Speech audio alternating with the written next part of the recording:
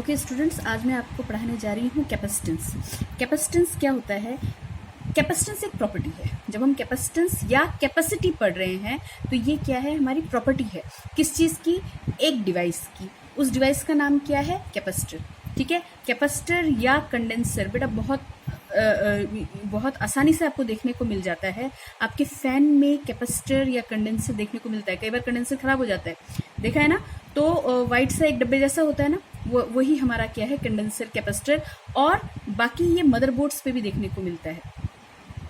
ठीक है, जैसा इसका शेप होता है वैसे ही उस कैपेसिटर का नाम पड़ता चला जाता है। तो आ जाओ मेन टॉपिक पे। हमारे पास कैपेसिटेंस पढ़ रहे हैं। Capacitance it is the property of a device which measure it capacity to store charge. क्या काम करता है? चार्ज को क्या करवाता है? स्टोर करवाता है। और वो जो डिवाइस जो चार्ज को स्टोर करता है उसे क्या बोलते हैं? कैपेसिटर। तो दो चीजें ध्यान में रखना है आपको, एक है कैपेसिटर और दूसरा है कैपेसिटेंस। कैपेसिटर तो डिवाइस है जो चार्ज को क्या करता है? स्टोर करता है। और कैपेसिटेंस क्या है? वो एबिलिटी, किसकी? कैपेसिटर की वो एबिलिटी जिससे कि वो चार्ज स्टोर, जितना कि वो चार्ज स्टोर कर सकता है। ठीक है, तो कैपेसिटर की डेफिनेशन क्या देंगे बेटा? किसी भी कैपेसिटर को अगर आप खोल के देखेंगे ना, उसके अंदर दो पतले पतले मेटल के स्ट्राइप आपको दिखेंगे। ठीक है, तो कैपेसिटर क्या होता है? It is an arrangement of two conductors separated by an insulating medium that is used to store electric charge. Capacitor का काम क्या होता है? इलेक्ट्रिक चार्ज को स्टोर करना, और इलेक्ट्रिक चार्ज को स्टोर करेगा, हेंस इलेक्ट्रिक एनर्जी को भी क्या करेगा? स्टोर करेगा।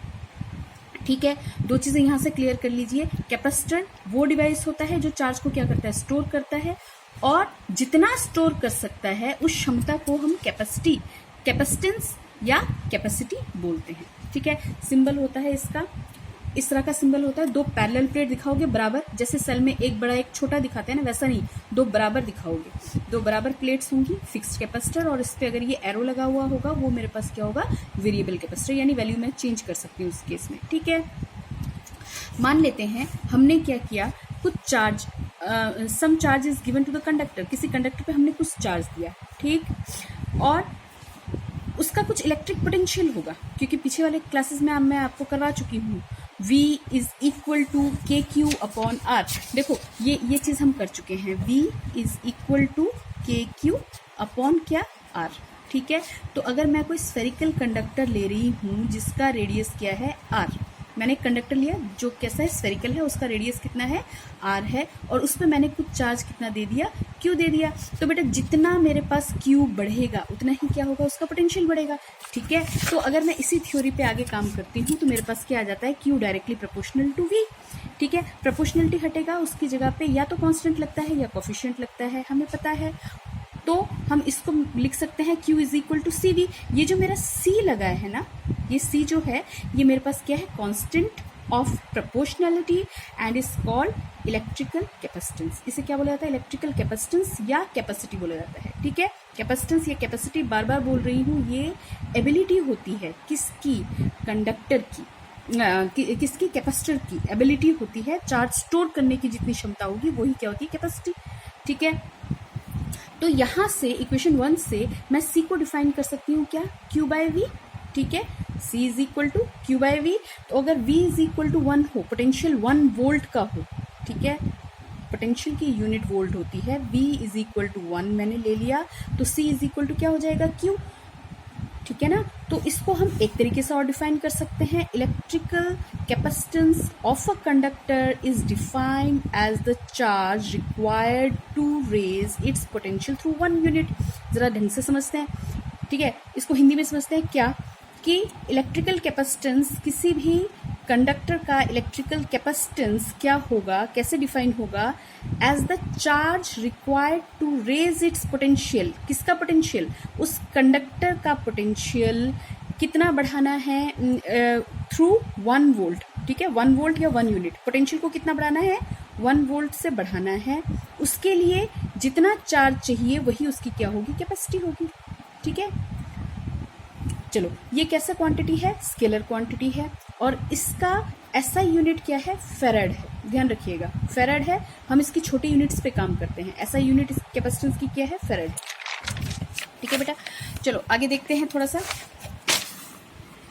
अब देखिए हमने C is equal to Q by V ले लिया था। C is equal to Q by V।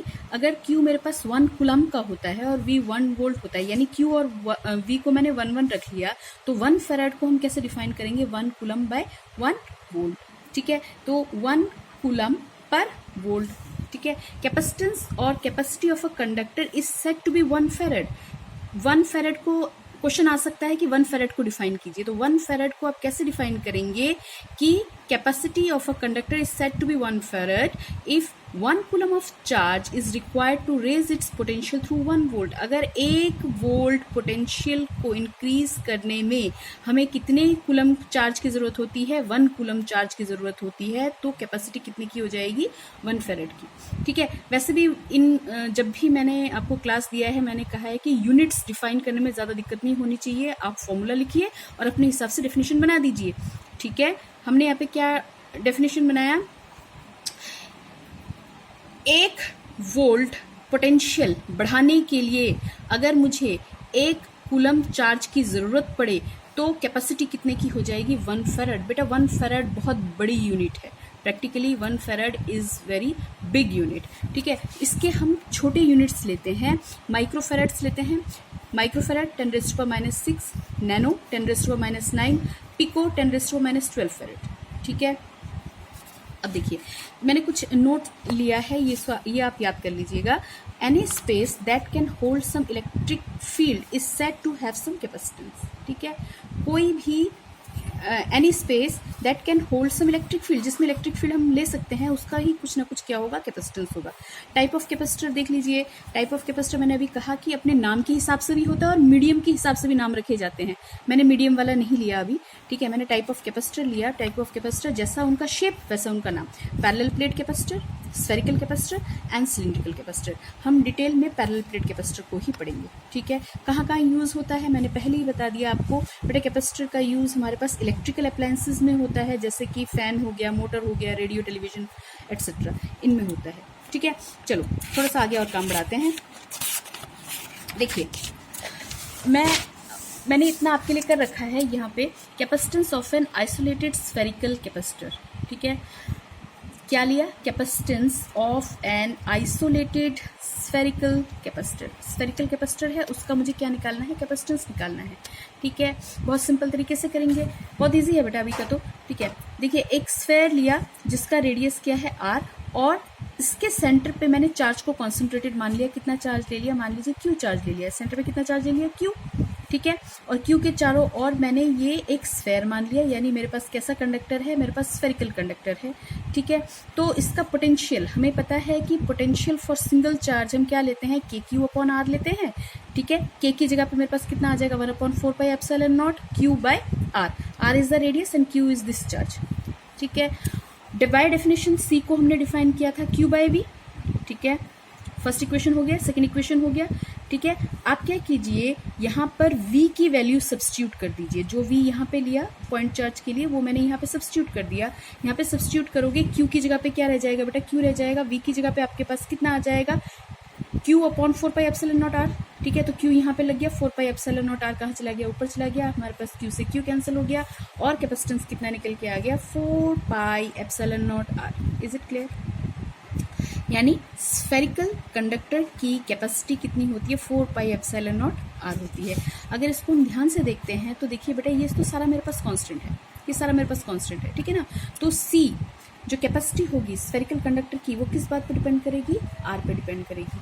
किस बात पर डिपेंड करेगी? Directly proportional to R। Radius ज्यादा तो उसका C भी क्या होगा? ज्यादा। कैपेसिटेंस भी क्या होगा? ज्यादा होगा, ठीक है। चलो आ जाओ, कैपेसिटेंस ऑफ अर्थ स्फेयर में हम ले लेते हैं। हमें पता है कि अर्थ का रेडियस कितना है? 6400 किलोमीटर, ठीक है। मीटर्स में लिखेंगे तो 6.4 10⁶ मीटर, ठीक है। तो कैपेसिटेंस ऑफ अर्थ, क्योंकि स्फेयर हम मानते हैं, तो कितना होना चाहिए? अभी अभी हमने निकाला है C = 4πε0R। अभी अभी हमने यही तो निकाला है, C = 4πε0R। अब क्योंकि 1/4πε0 पिछले लेक्चर्स में मैंने बताया था कितना होता है? 9 × 10⁹ प्रैक्टिकली, ठीक है। तो ये वैल्यू जब मैं यहाँ प्लेस करने की कोशिश करूंगी तो कैपेसिटेंस ऑफ स्फेरिकल कैपेसिटर कितना आ जाएगा? C = 1/9 × 10⁹, क्योंकि ये इतने के बराबर है तो 4πε0 कितना हो जाएगा? इसका उल्टा 1/9 × 10⁹, 6.4 6, सब सॉल्व करोगे तो -3 फेरेड, यानी कि ये मेरे पास किस में आ गया बेटा, माइक्रो फेरेड्स में आ गया। तो कैपेसिटी ऑफ द अर्थ हमारी कितनी होगी, लगभग 711 माइक्रो फेरेड। अर्थ की कैपेसिटी की बात कर रही हूँ, यानी अर्थ पर भी कितना, अर्थ की भी खुद की कैपेसिटी कितनी है चार्ज स्टोर करने की, 711 माइक्रो फेरेड की। तो सोचो फेरेड कितनी बड़ी यूनिट है, यानी कि फेरेड को रखने के लिए मुझे जगह भी उतनी ही बड़ी चाहिए। ठीक है, चलो एक छोटा सा क्वेश्चन करते हैं, इसमें आपको थोड़ा क्लियर हो जाएगा। Will a machine be able to use 1 microfarad capacitor in a TV set? ठीक है, हमें ये निकालना है कि क्या किसी टीवी सेट के मशीन पर 1 माइक्रोफेरेड की कैपेसिटी आ सकती है। ठीक है, तो हम ये निकालेंगे बेटा, हमारी कैपेसिटी कितनी दी है, 1 माइक्रोफेरेड। 1 माइक्रोफेरेड को आप कन्वर्ट कीजिए फेरेड्स में, 10⁻⁻⁶ फेरेड। हमें क्या चाहिए, कितना रेडियस चाहिए, यही तो निकालना है कि कितना रेडियस होना चाहिए ताकि मेरे पास इतनी कैपेसिटी उसकी हो। ठीक है ना, तो C = 4πε0r। ठीक है, मैंने स्फेरिकल ले लिया, मैंने कितना कहा, 4πε0r। r निकालेंगे C/4πε0। ठीक है, 1/4πε0 की वैल्यू होती है 9 × 10⁻⁹ और कैपेसिटी कितनी लेने को बोल रहा है, 10⁻⁻⁶। ठीक है, वैल्यू रखिए 9 × 10⁻³ मीटर, यानी कि कितना, 9 किलोमीटर का रेडियस होना चाहिए अगर मुझे कितना रखना है, 1 माइक्रोफेरेड की कैपेसिटी रखवानी है तो। ठीक है, तो इतना huge capacitor can not be used in the TV set. ठीक है बेटा, आज की क्लास यही रखते हैं, कल मैं पैरेलल प्लेट कैपेसिटर करवाऊंगी।